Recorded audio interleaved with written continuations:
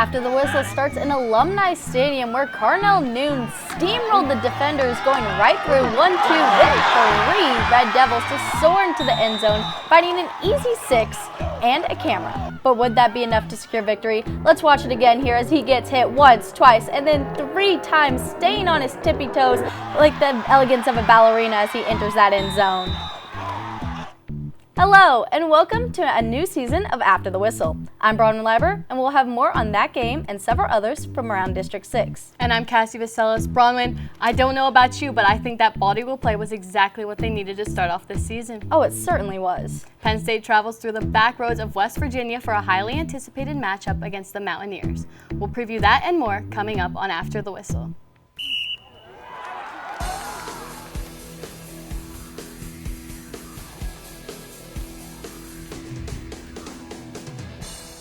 Our game of the week tonight features a mid-Penn rivalry between the 1-0 State College Little Lions and the 0-1 Altoona Mountain Lions. State High defeated Altoona twice last year, once in the regular season and then District 6 playoffs. Both teams meet at midfield for the coin toss. Look at them go. On the opening drive, Altoona QB Mark Harrington Jr. fumbles the snap, but State College's Sam Myers recovers. And we're going to move on to the very next play as Eddie Corkery finds Michael Gall in the middle of the field for a 22-yard touchdown. Look at him celebrating there midway through the first quarter. Corkery hits Ty Salazar on a beautiful 30-yard touchdown pass. Look at that. State College leads 16-0. Now we're going to move on to the second quarter here as State College leads 29-0. Corkery finds Cooper Brushwood deep in the end zone. Look at him there to build on to that lead. The Little Lions would go on to defeat the Mountain Lions 57-0. State College moves to 2-0 on the season and will continue to look their strong start on Friday at Harrisburg. For Altoona, they fall to 0-2 on the year and will search for their first win against Cumberland Valley next week. Our Game of the Week reporter Jenna Wisman was at the game tonight. Jenna, what happened at Memorial Field this evening? Well, as you saw, there was a familiar face in the highlight. A breakout wide receiver had a game to remember.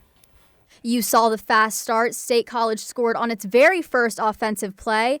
Then the Little Lions played big brother the rest of the game. And you saw the standout of the game, wide receiver Ty Salazar. It's just a product of the work.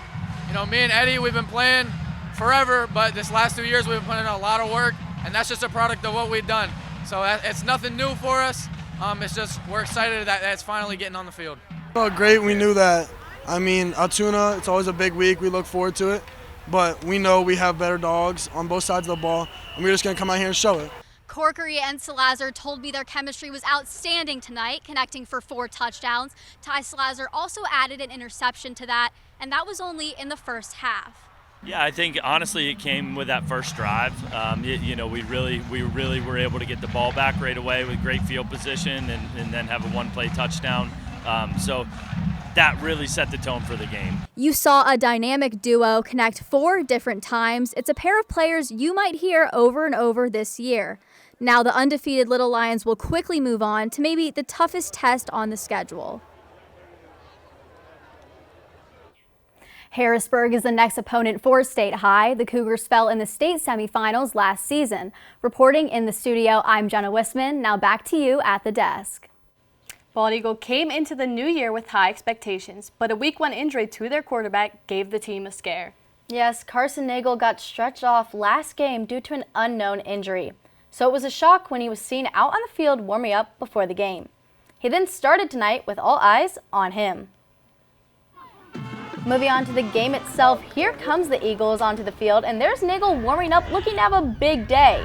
Early first quarter, 1st and 10 for the Eagles. Carson Nagel rolls to his right and fires a dart to Grady Fisher, who takes this one to the house for an early 6-0 lead. There he goes, running and sprinting to the end.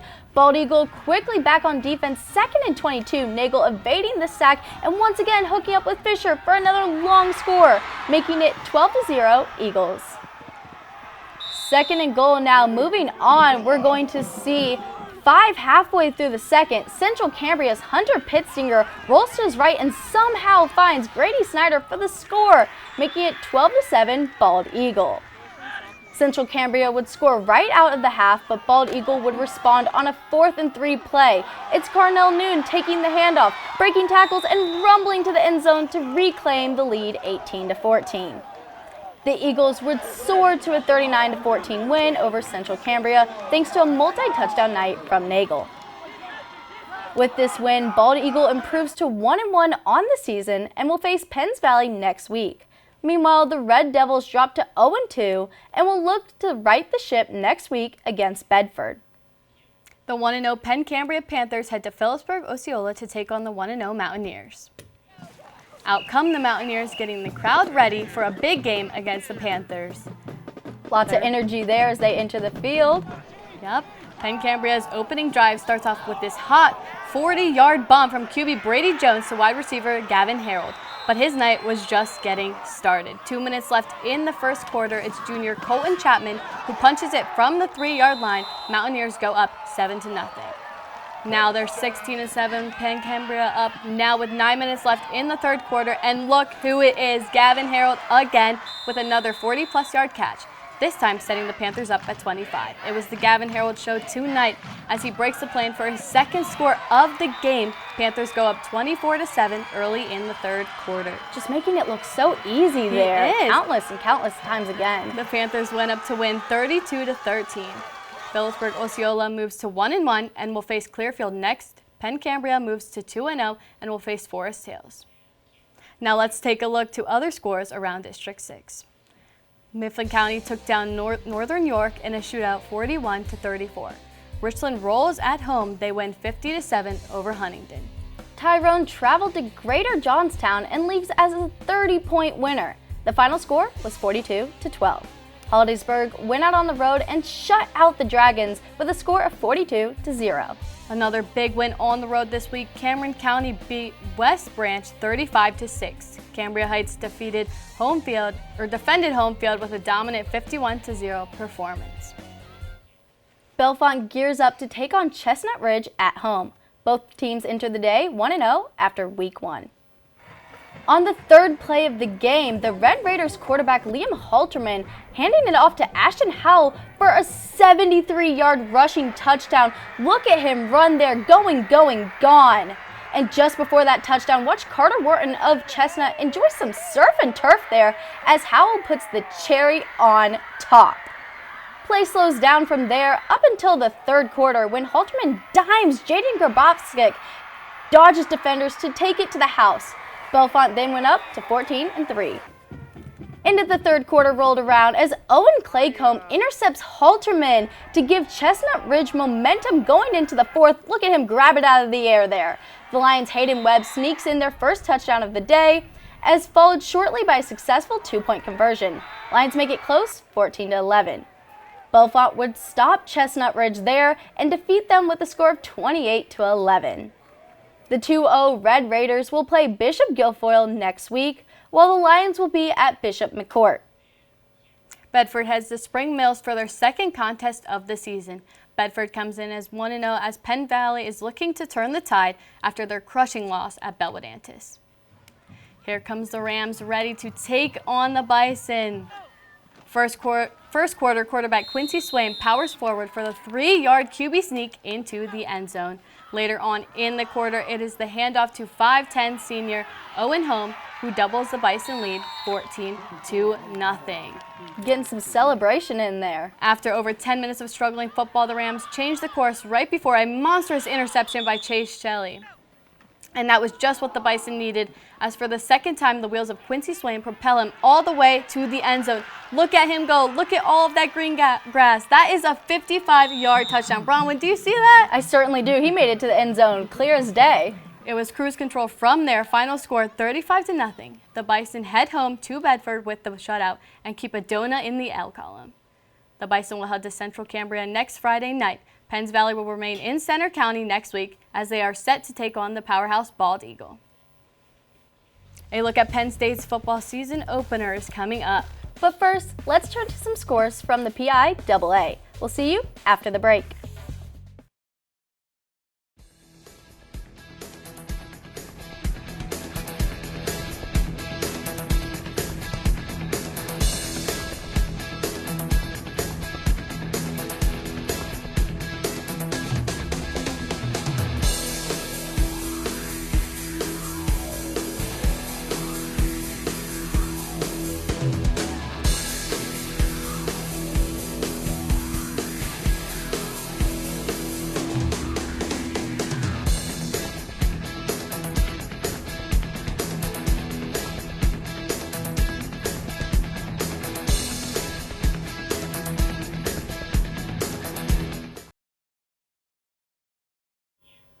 Hello, and welcome back to After the Whistle, brought to you by Com Radio, Center County Report, and Penn State's Chapter of Awesome. It's been 4 months since the Blue-White spring game. Now we are just hours away from the season opener against West Virginia. Reporter Eric Morris has the season preview.